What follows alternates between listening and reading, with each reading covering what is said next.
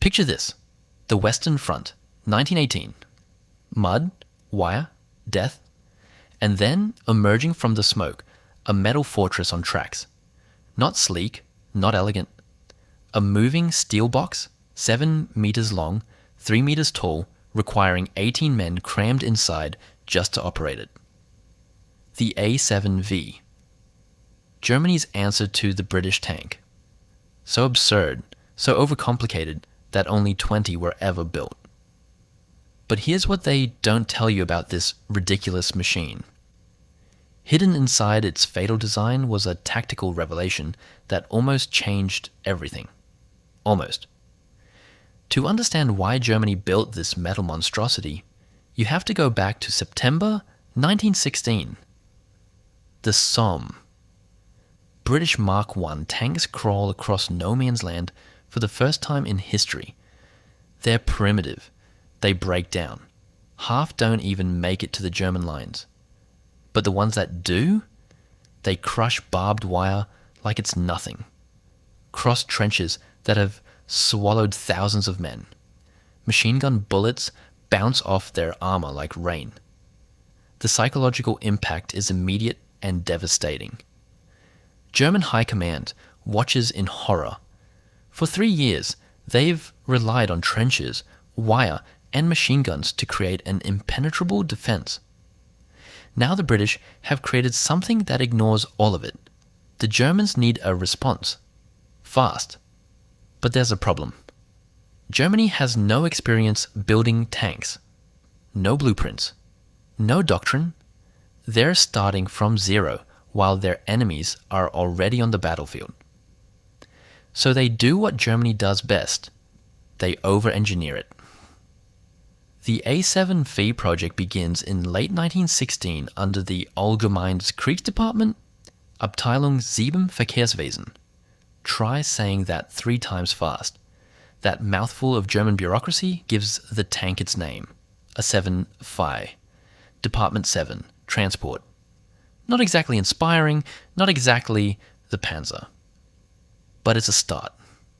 The design team faces an impossible question. How do you build a tank when you've never built a tank? The British Mark I is the only reference point, but the Germans can't just copy it. They don't have the same engines, the same metallurgy, the same industrial capacity for the specific components the British use. They have to improvise. Their solution? Make it bigger. Make it stronger.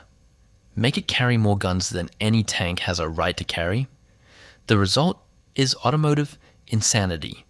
The A7V is not designed like a modern tank, low and sleek and predatory.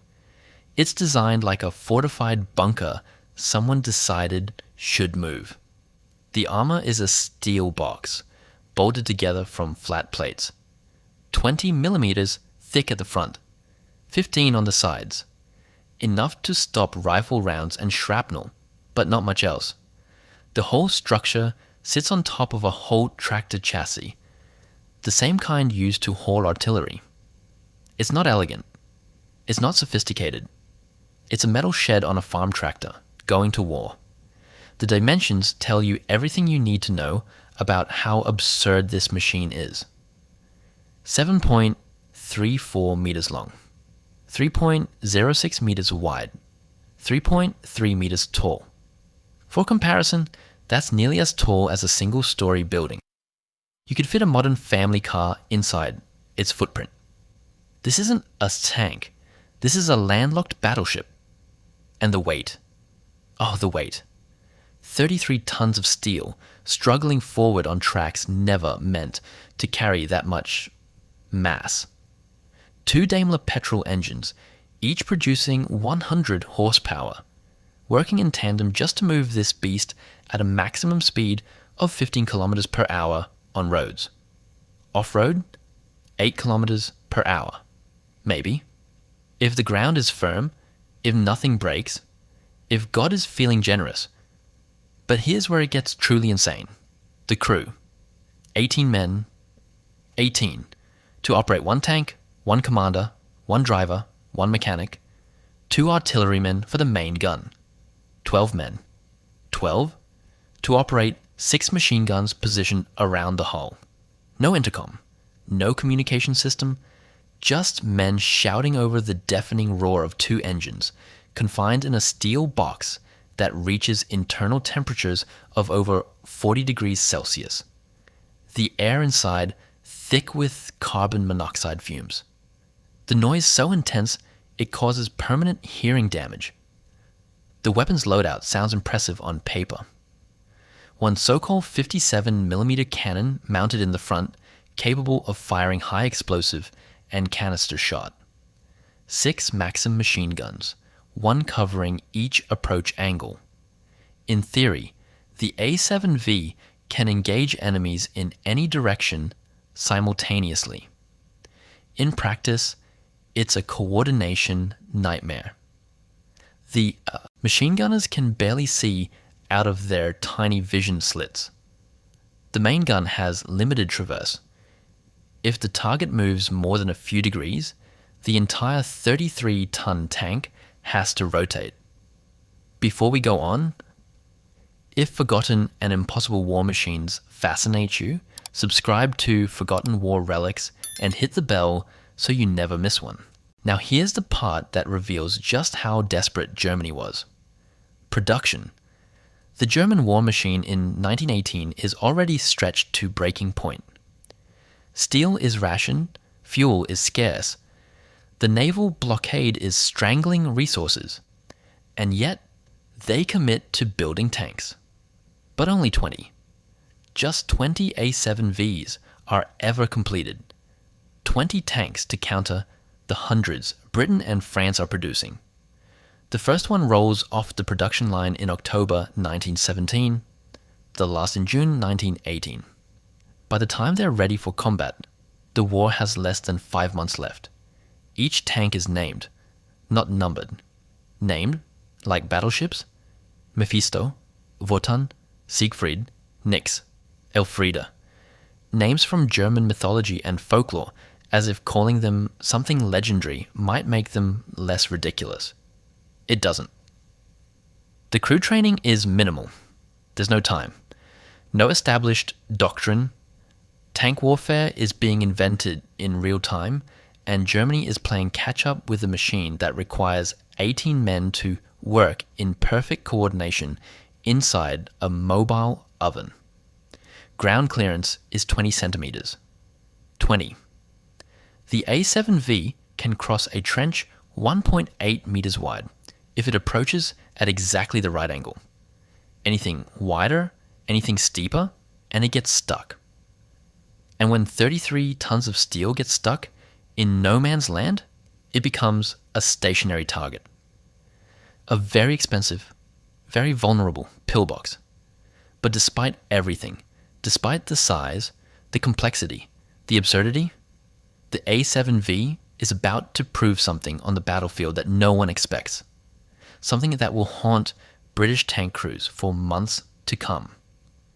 April 24th, 1918. Villers-Bretonneux, a small French town that's about to host the first tank versus tank battle in history. 3 A7Vs advance toward British positions. Leading them is Tank 525, named Nix. Inside, 18 men are sweating through their uniforms. The temperature has already climbed past 40 degrees Celsius. The engine roar is deafening. Exhaust fumes mix with cordite smoke from the guns. Men are vomiting. Others are passing out. Then they see it. 3 British Mark IVs rolling towards them across the same battlefield. The Mark IV commander spots the A7Vs first. He orders his tanks to engage.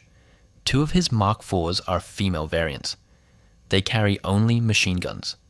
Useless against armor, they immediately turn away, withdrawing. The 3rd Mark IV is male. It has 6-pounder guns. It keeps coming. Lieutenant Wilhelm Biltz commands Nix. He gives the order. The 57mm gun fires. The shot misses. The British tank fires back, also misses. The range closes. Both tanks are moving, bouncing over shell craters, trying to aim weapons that were never designed for this kind of fight. Nix fires again. This time it hits. The round punches through the British tank's armor. The Mark IV shudders to a halt. Smoke pours from the hull. The crew bails out, scrambling across open ground as machine gun fire kicks up dirt around their feet. The first tank-on-tank kill in history. And it belongs to Germany. To the ridiculous A7V that everyone said wouldn't work. But the victory is short-lived.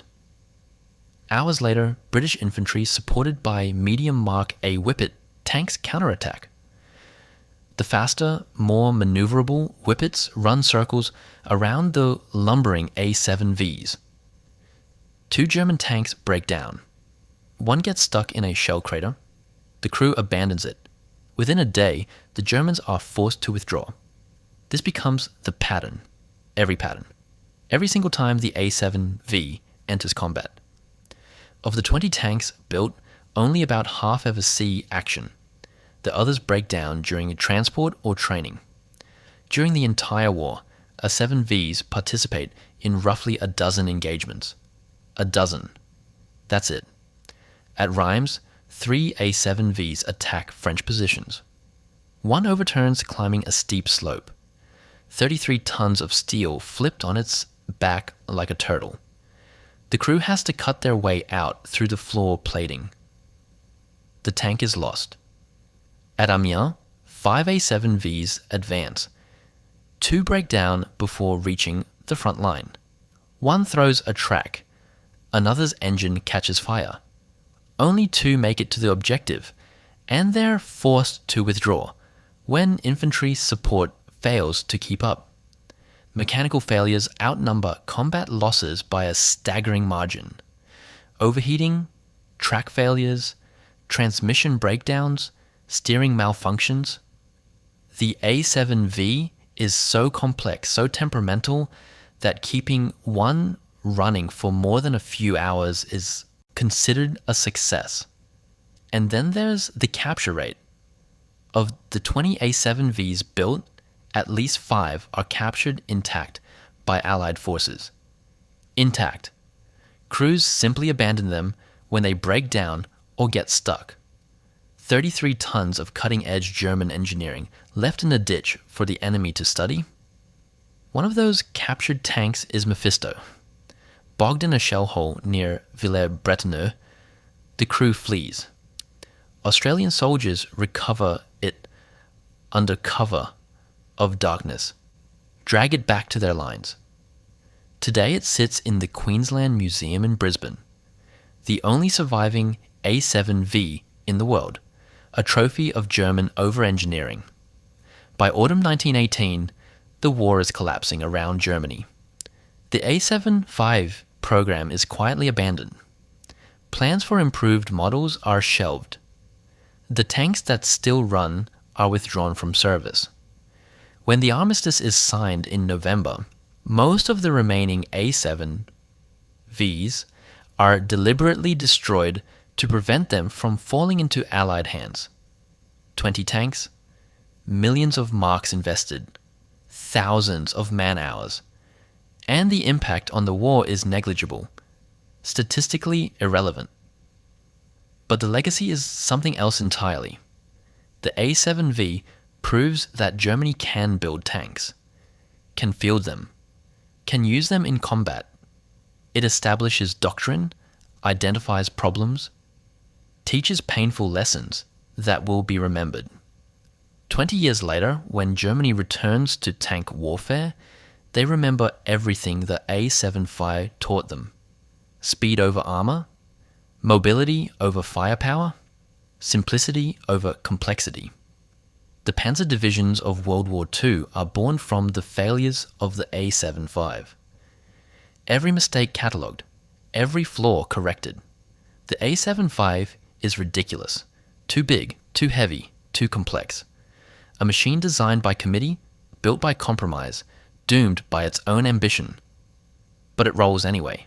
It fights anyway. And in those brief, chaotic moments when 18 men somehow coordinate inside a metal box hotter than hell, when the guns fire and the armor holds and the engine doesn't quit, it proves something. That even a ridiculous idea, executed poorly, at the worst possible time, with impossible constraints, can still change history. Even if history forgets it was there. If you enjoyed this, subscribe to Forgotten War Relics for more of the strangest machines history forgot.